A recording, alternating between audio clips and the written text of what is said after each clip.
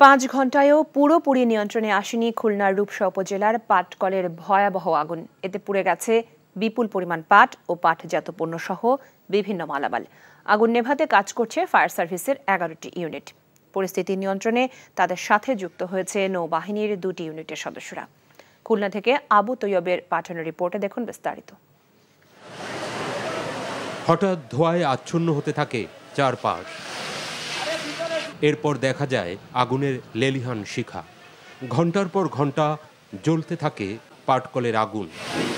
বুধবার বিকেল 5:30টার দিকে খুলনার রূপসা উপজেলার নৌহাটি ইউনিয়নের জাবুসা চৌরাস্তা সংলগ্ন সালাম জুট মিলসে ভয়াবহ এ অগ্নিকাণ্ড। একটি গুদাম থেকে আগুনের সূত্রপাত, মুহূর্তে তা ছড়িয়ে পড়ে আশপাশ এলাকায়। এই ঈদে দেশ জুড়ে কেনাকাটার ফুর্তি হবে শুধু বিকাশে, সাথে ডিসকাউন্ট কুপন, ইনস্ট্যান্ট ক্যাশব্যাক। মূলত আগুনটা লাগছে পাট গোডাউনের থেকে, তারপরে মেন ফ্লোরে ঢুকে গেছে। গ্যাস মারছি, গ্যাসে আগুন নিয়ন্ত্রণ আসে না। এখন পানির কোনো লাইন নাই, ব্যবস্থা নাই, ও জায়গা ছিল না। পরে সরে চলে আসছি, আসার পরে তো অন্তত 2-1 মিনিটের ভিতরে আগুন চলে গেছে। প্রথমে স্থানীয়রা আগুন নেভানোর চেষ্টা করে ব্যর্থ হয়। খবর পেয়ে সেখানে যায় ফায়ার সার্ভিসের কয়েকটি ইউনিট ও নৌবাহিনীর সদস্যরা। আগুন নিয়ন্ত্রণে তাদের প্রাণপণ চেষ্টা। চোখের সামনে সম্পদ পুড়ে যেতে দেখে হতবিহ্বল মালিক। ফায়ারিং একদম জড়ায় গেছে, ছড়ায় যায়, চারদিকে ছড়ায় গেছে। আমার 7.5 টন মাল একদম 100% রেডি প্রোডাক্ট ছিল, সুতো।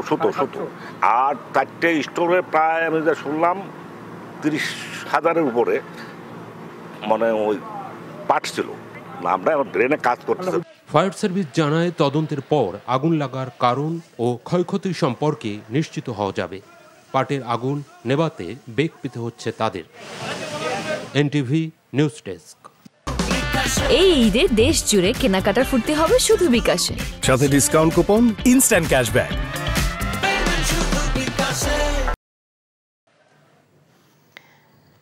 এই বিষয়ে বিস্তারিত জানতে আমরা কথা বলছি আমাদের সিনিয়র করেসপন্ডেন্ট মোহাম্মদ আবু তৈয়বের সাথে।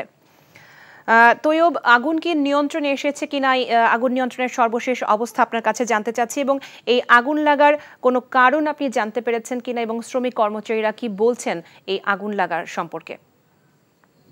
আপনি খবরে যেমনটি বলছিলেন, আসলে আগুন এখনো প্রায় 5.5 ঘন্টা অতিবাহিত হলে এখনো নিয়ন্ত্রণে আছে। এখন আপনি দেখছেন আমার পিছনে দাউ দাউ করে আগুন জ্বলছে। 3টে যে গোডাউন সম্পূর্ণ পাটই পুড়ে গেছে। আর ওই পাটের আগুনে একটা ধর্ম আছে যে পাটের আগুন কিন্তু একবার নিভে যাওয়ার পরে পরবর্তীতে আবার ওই পিছন থেকে বা নিচের থেকে আবার ওই দাউ দাউ করে জ্বলে আসে। আমরা বিকেলে যখন এসেছি তখনও দেখেছি ফায়ার সার্ভিসরা পানি দিচ্ছে এবং স্পিড না এখনো তারা পানি দিয়ে চলছে। এখানে ফায়ার সার্ভিসের 11টি ইউনিট রয়েছে, সাথে যোগ দিয়েছে নৌবাহিনীর 2টি ইউনিট, মোট 13টি ইউনিট আপনার প্রচেষ্টা করছে।